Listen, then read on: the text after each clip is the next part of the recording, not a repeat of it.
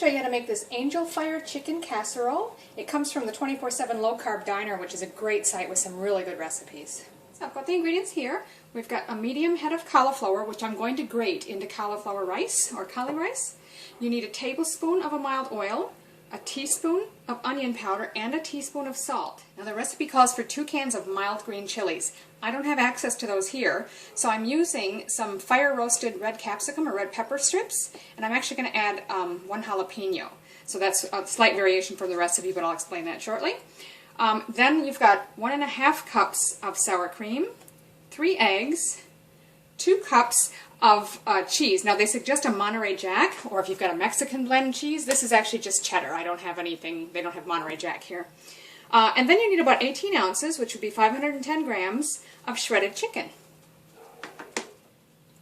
Okay, so as you can see, I've got my cauliflower already shredded. I used a food processor, but you can use a grater or chop it by hand or anything that works for you.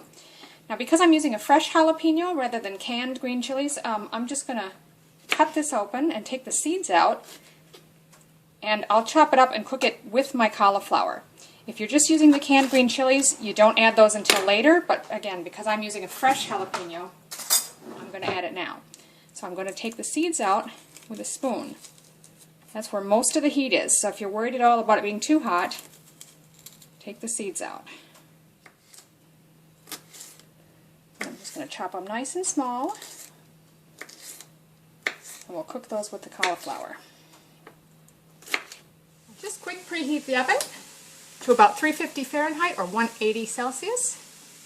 So I've had a large frying pan heating over medium-high heat. I'm just going to add my tablespoon of oil. I'm going to start by adding the jalapenos. Again, if you're not using the fresh jalapeno, you can skip this step. Now those have just been frying on their own for about a minute, and now I'm going to go ahead and add the cauliflower rice.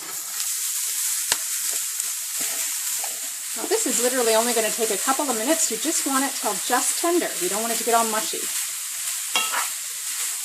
Now that's just been sautéing for about 2 minutes.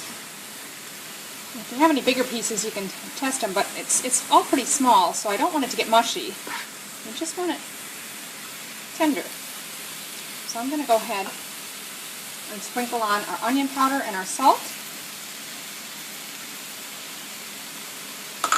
And stir that through, and we'll take it off the heat.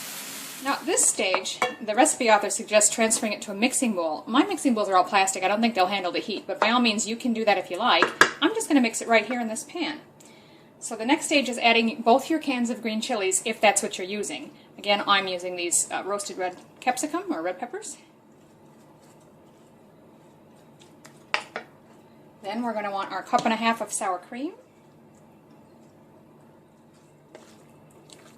And then our 3 eggs, and I'm just going to mix those lightly first. And then 1 cup of cheese.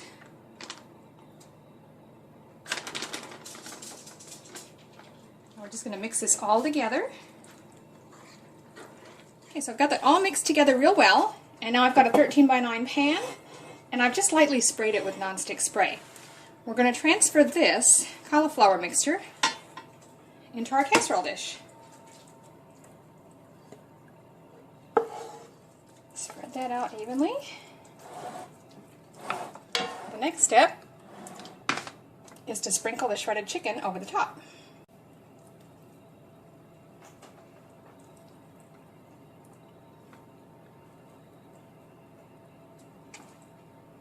And I'm just going to sort of evenly distribute that as much as possible.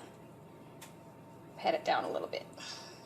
The last step is your remaining 1 cup of cheese. Sprinkle it over the top. Pop that into your preheated oven for half an hour.